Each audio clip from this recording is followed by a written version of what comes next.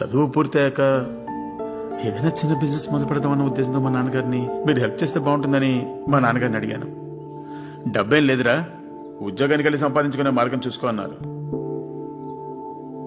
వేరే దారి లేక ఉద్యోగానికి వెళ్ళడం ఇష్టం లేకపోయినా ప్రతి నెల కొంత డబ్బు దాచుకొని ఆ దాచిన డబ్బుతో ఏదైనా బిజినెస్ మొదలెడదామని చూస్తుంటే, ఏంటి ఉద్యోగం వదిలేసి బిజినెస్ మొదలు పెడతావా?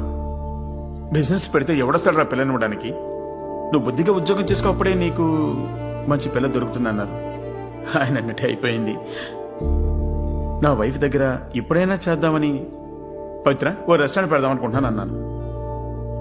పిచ్చ కింద అడుగుతుంది. సాఫ్ట్వేర్కి రెస్టారెంట్కి సంబంధం ఏంటి?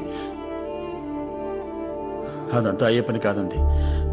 నేనెప్పుడు బిజినెస్ టాపిక్ మొదలు పెట్టినా సరే ఇంట్లో వాళ్ళందరూ ఒకటై, వీడి చేతిలో డబ్బునందుకే కదా బిజినెస్ బిజినెస్ అని అంటున్నాడు, నువ్వు ఇమీడియట్ గా ఓ ఇల్లు కొను, అప్పుడే నలుగురు మనల్ని గౌరవిస్తారని చెప్పి నా దగ్గరున్న డబ్బు మొత్తం పెట్టి ఇన్షియల్ పేమెంట్ కట్టించి ఒక ఇల్లు కొనిపించారు.